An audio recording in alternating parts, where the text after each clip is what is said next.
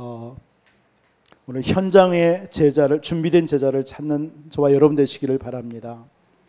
우리의 발걸음은 그냥 발걸음이 아니라 하나님께서 너무나 귀중하게 소중하게 여러분의 발걸음을, 또 여러분 우리의 인생을 하나님께서 지키신다라는 사실을 꼭 기억하시기 바랍니다. 현장에 준비된 제자.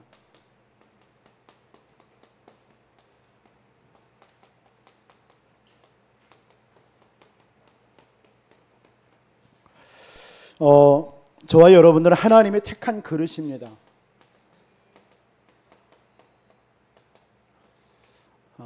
하나님이 택하셨어요. 왜 택하셨을까? 왜 그릇으로? 어떤 택한 그릇입니까? 디모데 후서 2장 20절로 21절에 보면 큰 집에는 금그릇도 있고 은그릇뿐만 아니라 나무그릇, 질그릇도 있다. 귀하게 쓰는 것도 있고 천하게 쓰는 것도 있다. 그래서 누구든지 자기를 깨끗하게 해서 귀히 쓰이는 그릇으로 준비되라는 거예요. 하나님이 그 주인이 쓰실 때 귀히 쓰는 그릇으로 준비하라는 것입니다. 많은 그릇이 있지만 하나님께서 저와 여러분들을 귀히 쓰시기 위해서 우리를 선한 일에 준비된 자로 부르신 줄 믿습니다. 고린도 후서 4장 7절에도 저와 여러분들은 질그릇과 같은 질그릇입니다. 그러나 질그릇과 같은 우리 속에 하나님이 그리스도의 보배가 담겨진 줄 믿습니다. 그래서 우리는 보배를 그릇에 가졌어요. 그리스도의 보배. 이는 심히 능력이 하나님께 있고 우리에게 있지 아니함을 알게 하려 함이라. 여러분, 내가 보배 그릇이 됐다고 그래서 아침에도 옷걸이 얘기했지만 옷걸이가 좋은 옷을 걸었다고 그래서 그게 옷걸이가 자기가 그 옷의 저기는 아니잖아요. 우리에게 하나님께서 그리스도가 우리 안에 담겼으니까 우리가 보배 그릇, 아주 좋은 그릇이지. 솔직히 우리에게 다른 오물이 들어있다면 그 그릇은 오물 그릇이잖아요. 그 그릇이 무엇이 담기느냐에 따라 달라지는 거예요. 그런데 감사하게도 저와 여러분들의 인생 가운데 예수가 그리스도, 이 그리스도의 복음이 우리에게 들려지고 담겨진 줄 믿습니다. 저와 여러분의 인생 속에 이 그리스도가 담겨지지 않았다면 우리 잘 아는 것처럼 어떤 인생을 살까요? 어떤 인생을 살 것인지는 비참하지 않습니까? 여러분의 가문에 흐르는 그 문제가, 여러분 대물림이라는 말 아시죠? 반드시 그 대를 이어서 그 후손에게 오게 돼 있습니다. 그런데 출애굽기서 20장의 말씀처럼 여러분들이 하나님을 믿는 순간 천대까지 복을 받게 되어 있습니다. 근데 여러분들이 그 사실을, 복음을 모르면 3, 4대가 멸하게 되어 있습니다. 그게 계속되어지는 거예요. 그런데 하나님이 오직 그리스도를 통해서 여러분이 해방받은 줄 믿습니다. 여러분, 보배 그릇입니다. 보배 그릇. 로마서 9장 21절에도 보면 토기장이가 진흙덩이 하나로 하나는 귀히 쓸 것, 하나는 천히 쓸 것을 만들 권한이 없겠느냐. 바울이 그런 고백을 합니다. 토기장이가 내가 천히 쓰실 그릇도 있을 것이고 귀하게 쓰는 걸 만드는 것은 그냥 하나님의 절대 주권 속에 있는 겁니다. 그런데 하나님이 저와 여러분들을 이 시대에 복음 전도하는 전도자로 우리를 사용하시겠다고 우리를 그렇게 빚으셔서 부르신 거예요. 여러분, 감사하시기 바랍니다. 나의 형편, 내 나이, 내가 가진 내 배경, 내 지식이 그게 하나님에게 쓰시고자 할 때는 아무 그런 게 수용이 없는 거예요. 그것까지도 하나님이 우리를 판단하시는 게 아닙니다. 우리 안에 예수가 그리스도, 그 복음이 있냐 없느냐는 거예요. 그러나 복음이 있다 하더라도 그 복음을 내가 전할 자냐 그렇지 아니할 자냐. 여러분, 그 복음을 내 안에 담아놓고 사용하지 않으면 아무 소용없습니다. 아무리 여러분 앞에 진수성찬이 놓여 있더라도 여러분 맛있다라고 침만 흘리면 여러분들 아무 소용이 없는 거예요. 그걸 여러분들이 먹을 때 하나님이 저와 여러분들을 그렇게 부른 줄 믿습니다. 여러분, 한 주 동안 하나님이 택하여 정말 하나님께서 복음 전하는 전도자로 이 구원의 완전하신 그 구원의 축복과 계획을 나타내고 알리기를 원하셔서 하나님이 우리를 부르신 줄을 믿습니다. 사울의 모양이, 사울의 과거가 어떠할지라도 하나님은 그 사울을 통해서 저 이방 나라의 임금들에게, 이스라엘 자손들에게 이 복음을 전할 자로 하나님께서 택하여 세웠다면 누가 그걸 뭐라고 얘기하겠습니까? 토기장이가 진흙 한 덩이로 하나는 귀히 쓸 것, 하나는 천이 쓸 것을 만들 권한이 없겠느냐. 여러분들은 하나님께서 절대적인 주권 속에 우리를 하나님이 이 시대의 현장을 살리는 제자로 부르신 줄 믿습니다. 그래서 여러분들이 하나님이 우리를 부르신 그 부르심의 기준을 잘 알아야 된다는 거예요. 부르심의 기준. 그 부르심의 기준이 내 기준으로 보면 안 돼요. 사람의 기준으로 보면 안 돼요. 내 지식의 눈으로 보면 안 돼요. 아, 저 사람은 안 돼. 저 사람은 안 될 거야. 이거 내 기준입니다.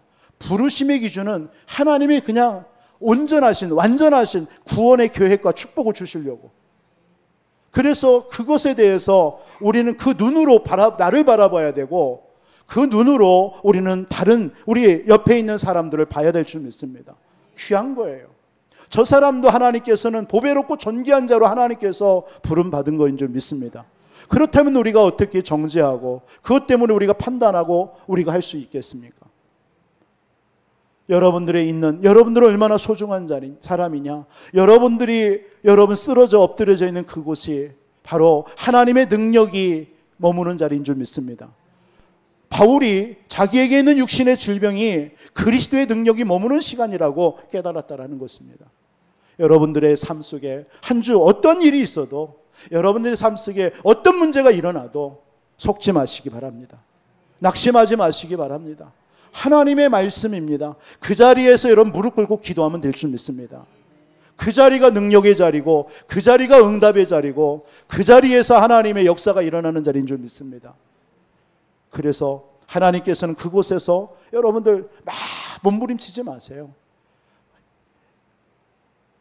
쏠려가는 그 강물에 쏠려갈 때 여러분 몸부림치는 사람은요, 어느 날 힘 빠져서 같이 쏠려가요. 그렇죠. 물에 빠지면 막 몸부림치는, 결국은 나오려고 허우덕대면 결국은 힘이 빠져 죽게 되어 있습니다. 저는 어렸을 때 소띠 끼면서 이 소의 지혜가 참 있더라고요. 이렇게 막 강물, 이렇게 냇물이, 그 당시는 냇물이 이렇게 비가 내리면 좀 좁았다가 넓어지잖아요. 막 위에서부터 물이 막 내려오니까. 그러면 참 건너가기가 무섭단 말이에요. 어린 나이에. 저쪽 편에 가면은 꼴이 너무 많은데 데리고 가가지고 꼴을 먹여야 되는데, 그러니까 우리는 뭐 합니까? 그냥 바로 지나가려고 하잖아요. 그러다가 넘어지고 쏠리기도 하고. 근데 이 소는요, 지혜로워요. 저 위에서부터 그냥 내려가요. 속아요. 내려갑니다. 그 물결을 따라서 내려갔다가 건너가더라고요. 야, 이 소가 나보다 낫네. 우리가 이게 물결을 거슬러 올라가면은 힘들게 되어 있습니다. 그냥 물결 흐르는 대로 가면 돼요. 저와 여러분들의 삶, 여러분들의 있는 그곳에서 여러분 넘어졌어요? 넘어짐이 하나님의 계획이 있습니다. 여러분 실수했어요? 실수한 그 자리에 하나님의 계획이 있습니다. 하나님은 우리를 실수하지 않으시는 하나님이잖아요. 내가 실수했다고 내가 실수한 것처럼 나는 생각하는 거지, 나와 함께 하시고 나를 지으시고 나를 이끄시는 하나님은 실수하지 않으셨습니다. 그 실수까지도 하나님께서는 합력해서 선을 이루실 것이고요, 하나님의 뜻과 계획을 이루실 줄 믿습니다. 내가 실수했으면 내가 회개하면 돼요. 하나님 앞에서. 그 나머지는 나와 상관없는 거, 하나님이 그 실수한 것을 통해서 하나님은 또 이루시는 것입니다. 그것에 대해서 여러분들이 이렇다 저렇다 왈가불가 할 건 없는 거예요. 그냥 하나님 말씀에 순종하고 가면 됩니다. 그러면 하나님은요, 그 모든 걸 통해서 하나님의 그 귀한 뜻을 우리에게 이루어 놓으실 줄 믿습니다. 오늘 저와 여러분들은 오늘 제목과 같이, 오늘 사도행전 19장에 보면 누가 나옵니까? 저는 오늘 두 사람에게 초점 맞춘 거예요. 사도행전 오늘 오전에 읽었던 아나니아. 그 다메섹의 아나니아. 오늘 요빠 지역의 다비다. 이 두 사람을 보고 하나님은 뭐라고? 제자라고 그랬습니다. 특징을. 제자로 하나님께서 그 현장에 남겨놓으신 거예요. 하나님은 이런 제자들을 현장에 하나님은 지금도 예배해 놓으신 줄 믿으시기 바랍니다. 누구에게요? 하나님의 택한 자로 이번 한 주 살아가는 저와 여러분들이 가는 현장에 하나님은 이런 아나니아와 다비다와 같은 제자들을 준비해 놓고 하나님이 사건을 벌일 겁니다. 사울이라는 그 핍박자를 사건을 일으켜서 눈을 멀게 하고 무릎 꿇게 만들어 놓고 아나니아를 하나님께서 보내시고요. 오늘 다비다, 하나님께서 죽음이라는 그런 사건을 통하여서 하나님께서는 전도자 사도 베드로를 만나서 살아나는 역사, 그 일을 통하여서 그 요빠 지역이 완전히 복음화되어지는 그런 일을 하나님은 일으키신 줄 믿습니다. 여러분들에게 한 주 어떤 사건이 있든지 어떤 여러분들이 그 사건 속에 당황하지 마시고요. 그 사건 속에 하나님께서는 틀림없이 그 현장을 살릴 이런 아나니아와 다비다와 같은 현장에 제자를 준비해 놓으시고 있음을 믿으시기 바랍니다. 그리고 저와 여러분들이 그런 제자로 우리는 쓰임 받아야 될 줄 믿습니다. 분명히 사도행전 13장 48절에 영생 주기로 작정된 자는 믿더라. 그 사람이 누굽니까? 하나님 예수님께서 마지막 오직 성령이 너희에게 임하시면 너희가 권능을 받아 땅끝까지 증인되리라. 그 증인, 땅끝까지 증인되는 그 현장에 하나님이 준비하신 제자인 줄 믿습니다. 이 제자를 찾는 것을 보고 전도라고 합니다. 여러분들이 제자를 만드는 게 아닙니다. 제자를 여러분들이 막 만들어서 세우는 게 아니에요. 제자는 현장에 하나님이 준비되어 있는 줄 믿습니다. 그걸 찾아가는 거예요. 그걸 보고 전도해요. 그러니까 예전에는 전도에 대해서 잘못 깨달으니까 어떻게 합니까? 내가 해가지고 뭔가 이 사람을 막 해가지고 잘 훈련시켜서 제자로 만드는 줄 알았죠. 이게 얼마나 힘듭니까? 그 사람이 조금 삐끼면 나도 시험 들어요. 내가 이렇게 실컷 했는데 왜 저럴까? 이런 낙심이 된단 말이에요. 그런데 하나님 제자는 현장에 준비되어 있다는 사실, 이걸 알면요, 그 사람이 삐끼던 그 사람이 뭐 어떻게 하든 내가 뭐 낙심할 게 없는 거예요. 왜? 하나님께서 준비하셔서 하나님이 하실 일이니까요. 그런데 여러분, 이런 제자들이 현장에 하나님이 준비되어 있다는 사실입니다. 그리고 저와 여러분들을 이런 제자 찾는 하나님이 제자들로 우리를 택하여 부른 줄 믿으시기 바랍니다. 그래서 여러분들이 해야 될 오늘 세 가지, 그렇다면 내가 이런 현장에 준비된 제자요, 또 현장에 준비된 제자를 찾기 위해서 여러분들이 뭘 준비해야 되느냐, 어떤 것을 해야 되느냐. 첫 번째로는 여러분들이 내 영적 상태를 만드는 게 중요합니다.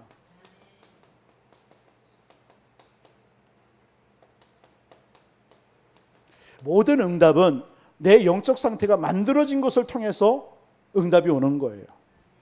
여러분의 영적 상태가 어떻게 만들어졌느냐가 사실은 여러분들의 삶입니다. 오늘 여러분들이 이 자리에 앉은 것이 최고의 영적 상태인 줄 믿습니다. 그걸 믿으시기 바랍니다. 그러면 내 영적 상태를 바르게 하기 위해서 여러분들이 이 복음으로 여러분 개인화되어야 돼요. 여러분, 복음이 개인화된다라는 말이 무슨 말입니까? 여러분, 복음을 이해했다라는 것입니다. 우리 여러분, 복음을 이해했다라는 말이 무슨 말입니까? 복음을 이해한다. 우리 복음을 이해하고 복음을 알죠. 복음을 이해했다라는 말이 뭐예요? 우리 인간의 문제는 하나님을 떠나서 온 문제입니다. 그렇죠? 이 사람이 복음 이해한 거예요. 그래서 모든 사람이 죄를 범했구나. 이 사람의 실수하고 이 사람이 어떤 문제가 있어서 힘든 게 아니라 이게 죄 문제구나. 이 사람이 지었던 죄. 이게 육신적인 윤리적인 도덕적인 죄가 아닙니다. 원죄죠. 그 배후에 알고 보니까 눈에 보이지 않은 이 사단이 역사하고 있구나. 이것을 아는, 인간의 모든 문제가 근본 문제구나. 이걸 아는 것이 복음 이해한 거예요. 그렇죠? 그래서 여러분들 평상시는 우리 알아요. 이렇게 예배 드릴 때는 잘 압니다. 그런데 여러분들의 어떤 상황과 현실에 딱 맞닥뜨려지면 이걸로 안 보여져요. 그렇죠? 이게 문제라는 거예요. 그만큼 여러분들이 이 복음이 개인화되어져야 된다는 거예요. 여러분 현장에 이런 준비된 제자를 찾기 위해서는 여러분 아는 지식으로는 상관없습니다. 근데 이것이 여러분의 삶 속에서 개인화됐다라는 건 뭐냐면 여러분들의 모든 사람과 여러분들에게 삶 속에서 일어나는 것들을 이 눈으로 보여줘야 된다는 거예요. 그때에 이 사람이 개인화됐다라고 얘기하는 거예요. 이 문제를 해결하는 길은 다른 게 없잖아요. 여자의 후손이 와서 뱀의 머리를 상하게 할 것이다. 다른 길이 아닙니다. 남자의 후손이 아닙니다. 이 세상에 그 어떤 누구도 여자의 후손으로 오신 분은 딱 한 분밖에 없어요. 그분은 반드시 처녀에게서 나야 돼요. 반드시 그분은 동정녀 마리아의 몸에서 난 그분이어야 됩니다. 그래서 주는 그리스도시요 살아계신 하나님의 아들이십니다. 예수가 바로 그리스도십니다. 이것을 아는 것이 복음을 이해한 거예요.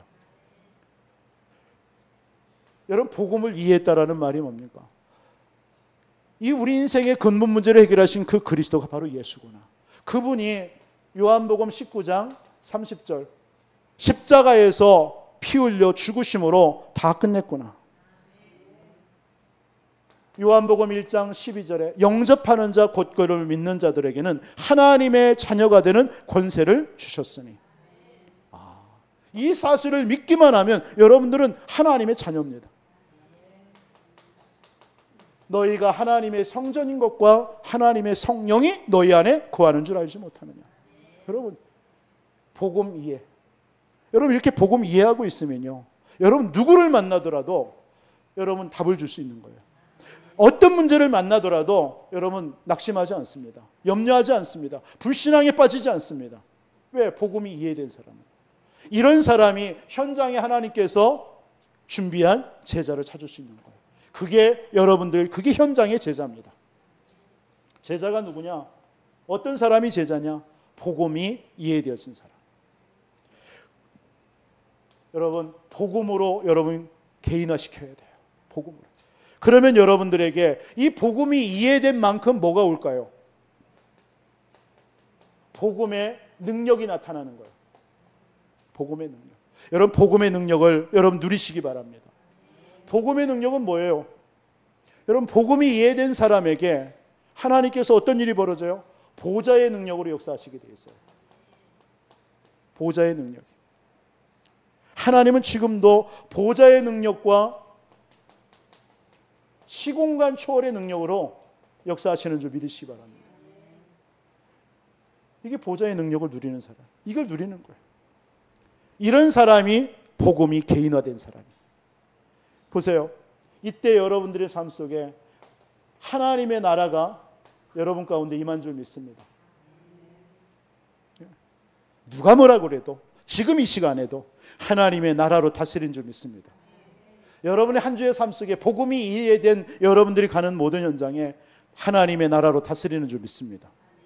하나님이 통치하시는 거예요. 그때 뭐가 무너져요? 흑암이 결박되는 거예요. 여러분들이 막 예수 이름으로 흑암을 떠나가라 안 해도 흑암은 떠나가게 돼 있습니다.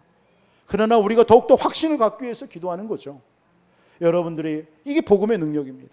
여러분이 가는 곳에 하나님께서는 주의 천사가 하나님께서 동원되는 줄 믿습니다. 이게 복음의 능력입니다. 여러분 복음으로 여러분 개인화돼야 돼요. 복음으로 개인화될 때 그 사람을 통해서 현장에 하나님이 준비된 제자를 찾고 세우는 것입니다. 그러면 여러분 복음이 개인화됐다라는 게 뭡니까? 이 복음 안에 있는 여러분 축복을 아는 거예요. 여러분 복음 안에 어떤 축복이 있는지 아십니까? 구원받은 하나님의 자녀에게 주신 축복 어마어마하잖아요. 여러분 요한일서 5장 11절로 15절에 하나님의 아들이 있는 자에게는 생명이 있고 하나님의 아들이 없는 자에게는 생명이 없다. 이것을 하나님의 생명인 아들이 있는 너희에게 이것을 쓴 것은 너희로 영생이 있음을 알게 하려 함이라. 너희는 하나님의 뜻대로 구한 모든 것을 내가 들으심이라. 이미 받은 줄로 알라. 여러분들은요 복음으로 여러분들이 얼마만 축복을 받았다는 걸 여러분 아셔야 돼요. 이 아는 사람의 복음이 개인화되는 거예요. 여러분 복음을 개인화된다라는 게 뭐 여러분 특별한 능력을 여러분들이 얻는 게 아닙니다. 여러분, 복음이 이해되어지고요. 그 복음 안에 있는 능력이 여러분들의 삶 속에서, 이 복음의 능력이 누려지면요, 어떤 일이 벌어집니까? 사실은 여러분들의 삶 속에 일어나는 모든 문제, 그런 것 때문에 여러분 갈등할 이유 하나도 없습니다. 단 1도 없습니다. 여러분이 갈등하고 시험 들고 불신앙하는 이유는 뭡니까? 여러분 안에 복음이 있는데 그 복음의 능력을 누리지 못해서 그런 거예요. 복음의 능력 누리면 돼요. 그 사람이 복음이 개인화된 사람, 그 사람을 통해서 가는 현장에 하나님이 준비된 제자를 남겨놓으시고 하나님 세우실 줄 믿습니다. 여러분 속에 고린도전서 3장 16절, 너희가 하나님의 성전, 하나님이 우리와 함께하는 자입니다. 그 하나님께서 로마서 8장 16절, 하나님이 여러분들을 성령께서 인도하시는 줄을 믿습니다. 여러분, 나의 영적 상태에 따라서 모든 응답이 오거든요. 그래서 여러분의 영적 상태를 복음으로 개인화시켜라. 그런 사람을 통해서 하나님은 현장에 아나니아와 이런 다비다와 같은 하나님의 일꾼들을 붙이시는 겁니다. 여러분의 모든 문제를 영적인 눈으로 보시기를 주님의 이름으로 축원드립니다. 이 눈으로 보여야 돼요. 복음이 이해된, 그러면 복음의 능력이 나타날 수밖에 없는 거예요, 여러분 삶 속에. 그러면 하나님이 여러분 한 주 삶 속에 복음의 축복을 누리는 삶이 되는 겁니다. 이런 언약 잡은 한 사람, 이 사람을 통해서 우리의 모든 근원을 치유하실 줄 믿습니다.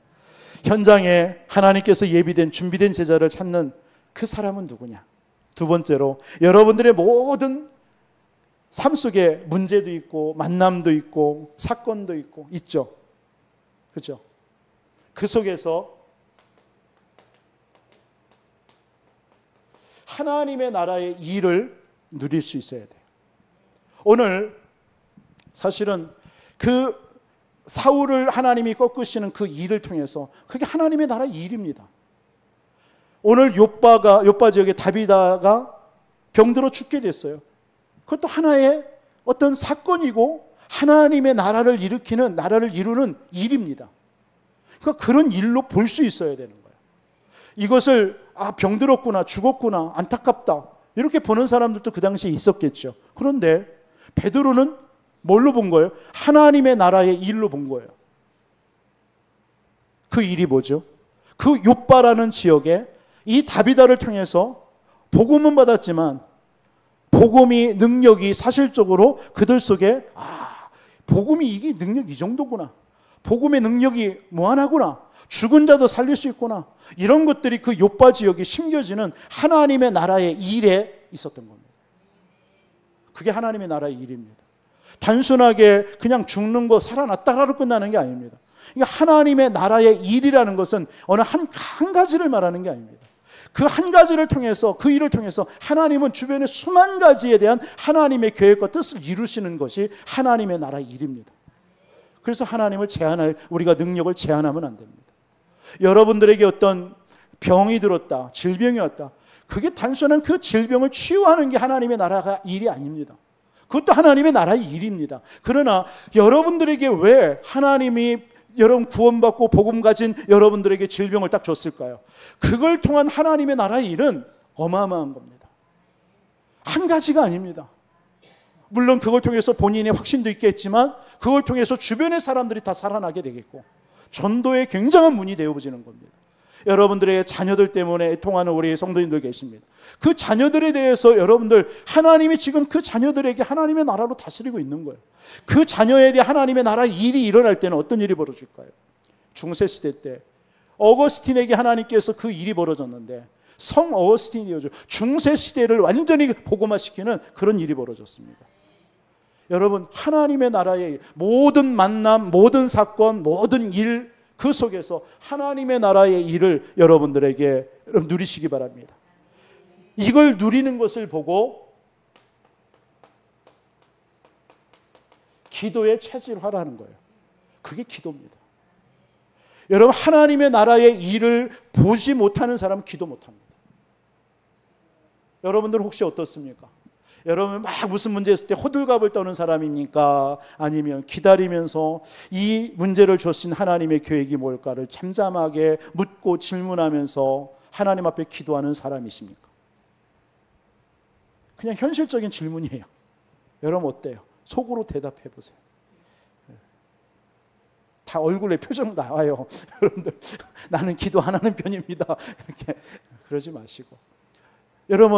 여러분들에게 일어나는 모든 문제, 일, 만남, 사건 다요, 거기에 하나님의 나라의 일이 일어나고 있습니다. 그 일을 여러분들이 발견하고 누리기 위해서는 기도하는 사람이 돼야 돼요. 그래서 기도의 체제, 이 사람을 통해서 여러분들의 현장에 하나님이 준비한 그 제자, 여러분이 그 제자고 그런 제자를 자꾸 세우는 거예요.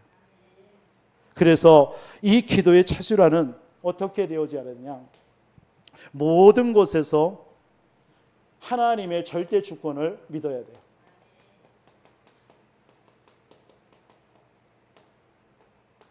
모든 곳에 하나님의 절대 주권. 요셉입니다. 창세기 45장 1절로 모든 것을, 모든 사건, 모든 일들을 하나님의 절대 주권으로 본 거예요. 두 번째, 하나님의 절대 계획으로 여러분 봐야 돼요. 모든 것에 대한 하나님의 절대 계획. 그리고 기도하는 사람은요, 모든 것에서 절대 언약을 붙잡습니다. 그 속에서, 그 일 속에서. 그렇죠? 무슨 일만 생기면요, 이 사람은요, 말씀 속으로 들어갑니다. 언약 붙잡기 위해서요. 왜 이 문제를 줬을까라는 것을 사람한테 물으러 가지 않습니다. 하나님 앞에, 말씀 앞에 무릎 꿇습니다. 그런 사람이 기도하는 사람입니다. 그런 사람에게 하나님은 제자를 붙이시는 거예요. 문제만 생기면 사람 쫓아간다. 그 사람에게 이런 제자를 붙이겠습니까? 아나니아와 같은 제자를 붙이겠습니까? 여러분, 기도하는 사람은 어떤 사람입니까? 하나님의 절대 이 언약을 붙잡고 여정을 가는 사람입니다. 기도하는 사람은 어떤 사람이냐? 하나님의 절대 목표를 알아요. 그러니까 이 말은 결론을 안다는 얘기예요. 호들갑 떨지 않습니다. 서두르지 않습니다. 여러분, 요셉을 통해서 하나 예를 들어보겠습니다. 요셉은 모든 문제 속에서 절대 주권을 믿었습니다. 당신들이 판 것이 아니라 하나님께서 이때 우리의 생명을 구원하시려고 나를 당신들 앞서 번져 보냈다. 하나님의 절대 주권 인정했습니다. 모든 것에서 하나님의 절대 계획을 받습니다. 창세기 39장이나 40장, 41장 뭐 잘 아는 내용입니다. 노예, 감옥, 총리가 됐습니다. 이 모든 것에 대한 하나님의 계획을 본 겁니다. 아, 하나님이 나를 노예로 보냈다? 하나님이 이 노예 현장에 하나님의 계획. 그렇지. 여기에서 경제를 배우라는 사인이구나. 나를 하나님께서 감옥에 갔다? 왜 하필이면 정치인 수용소입니까? 정치를 배우라는 사인이구나. 하나님이 그 모든 것들이 준비되니까 하나님의 계획이 뭡니까? 바로에게 꿈을 꾸게 해서 꿈을 해석하게 하고 애굽의 총리가 되게 합니다. 여러분, 모든 것이 하나님의 절대 계획 속에 이루어집니다. 그걸 볼 줄 알아야 돼요. 그게 기도의 사람입니다. 기도의 사람. 기도의 사람은 하나님의 절대 언약 붙잡습니다. 창세기 39장, 37장 1절로 11절. 기도하는 중에 해와 달과 별이 절하는 걸 봤어요. 그렇죠? 하나님의 절대 여정을 갑니다. 어떤 여정입니까? 어떤 순간에도 흔들리지 않습니다. 그 모든 곳에서 하나님이 함께하는 임마누엘을 요셉은 예배를 통해서, 기도를 통해서 가는 거예요. 여러분, 진짜 기도하는 사람은요, 모든 것에서 흔들리지 않습니다. 낙심하지 않습니다. 예배를 통해 말씀을 붙잡고 기도하면서 하나님이 나와 함께 하시는 사실을 굳게 붙잡습니다. 하나님의 절대 목표, 그게 뭐죠? 애굽과 세계복음화입니다. 이것을 요셉은 보고 달린 거예요. 그게 요셉이었습니다. 모든 것에서 하나님의 나라의 일을 누리면서, 기다리면서 기도한 겁니다. 이런 사람이 현장에 준비된 제자요, 여러분 현장에 준비된 제자를 찾는 사람인 줄 믿습니다.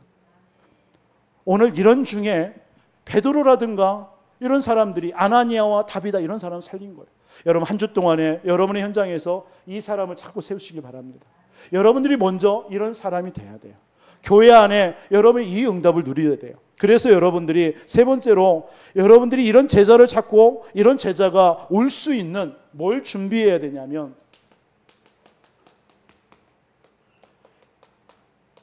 현장의 시스템을 준비해야 돼요. 그 말은 여러분 뭐 건물을 만들어야 된다 이런 말이 아닙니다.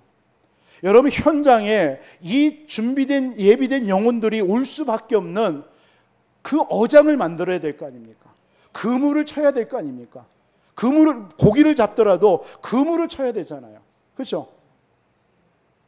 그게 시스템이라는 말이에요. 시스템. 여러분들이 현장 속에 분명히 여러분들은 이런 준비된 현장에 이런 영혼들을 찾고 세워야 될 제자인데, 여러분들이 그 가는 현장 속에서 그 사람들이 또 현장에 하나님이 정말 준비된 제자들이 올 수밖에 없는 그런 시스템을 만들어야 되는 거예요. 그거 없이 여러분들이 전도하면요, 힘들어요. 우리는 그렇게 해올 수도 지금 하고 있는지 모릅니다. 먼저 여러분이 그래서 30지역 속에 여러분 말씀 운동을 펼쳐라는 것을 여러분 어떻게 이해하고 있습니까? 저에게 한 사람도 저에게 요청하는 사람 없어요. 우리 집에 와서 목사님 다락방 좀 해주세요. 이런 사람이 없어요. 참 희한한 일이에요. 여러분 진짜 여러분들 그게 여러분 이 눈이 열린 사람은요 할 수밖에 없는 거예요. 왜? 내 지역에 대한 하나님의 중요한 계획과 뜻을 아는 사람이에요. 그런 사람은 뭡니까? 진짜 나 혼자로는 안 된단 말이에요. 그냥 같이 주의 종과 함께 정말 준비된 제자들과 함께 그거 해야 될 거 아닙니까? 그래야 거기에 하나님께서 분명히 뜻한 현장에 예비된 영혼들이 연결되는 거예요. 그래서 그 응답을 누려야 되는 거예요. 우리 교회가 반드시 해야 될 부분이 이 부분입니다. 이 부분이 안 되어지면 자꾸 우리는요 갈등할 수밖에 없습니다. 교회에서 일어나는 일 때문에 갈등할 수밖에 없습니다. 여러분 이 일이 안 되면 자꾸 교회 일에 집착하게 되어 있습니다. 우리 중직자라든가 이번에 임직받는 분들은요 빨리 이 눈을 열어야 됩니다. 우리는 교회의 1%가 안 되는 교회 안에서 우리가 아웅다웅하면서 우리가 신앙생활 하려고 우리는 모인 게 아닙니다. 사실은 저도 솔직히 여러분들에게 솔직하게 고백드리자면 제가 이곳에 온 이유는 그거 하려고 제가 온 건 솔직히 아닙니다. 그것 때문이라면 저 힘듭니다. 저 갈등됩니다. 그러나 여러분들이 이 눈이 열린 한두 사람이라도 이분들과 같이 이육을 하고 싶은 겁니다. 솔직한 제 심정입니다. 저도 부족합니다. 저 연약합니다. 그러나 하나님이 제게 주신 응답은 이거였습니다. 이거 하는 중직자, 이거 하는 일꾼과 같이 현장 살려보자. 그래서 여러분들 오늘 그런 사람이 딱 눈이 열리니까요 현장에요 하나님이 그런 제자들이 다 준비되는 거예요. 그래서 여러분들이 이 현장의 시스템을 찾기 위해서 반드시 여러분들이 해야 될 일이 여러분 열심이 아닙니다. 예배 회복입니다. 여러분 자신이 먼저 예배 회복돼야 돼요. 어디에서요? 그거 말씀드릴게요. 사도행전 2장 1절로 47절. 여러분의 현장, 개인의 현장에서 예배가 회복돼야 돼요. 그리고 사도행전 11장 25절로 26절. 여러분의 만남의 현장에서 예배가 회복돼야 돼요. 만남 예배입니다. 사도행전 16장 15절. 하나님께서 여러분들의 집과 지역에서 예배가 회복돼야 돼요. 모든 게 예배입니다. 예배를 통해서 뭐예요? 복음을 회복하는 겁니다. 복음을 누리는 겁니다. 예배를 통해서 기도를 누리는 겁니다. 우리가 이렇게 공예배로 모이는 것도 중요합니다. 그러나 여러분들이 있는 개인과 여러분들의 현재 만남과 여러분들의 집에서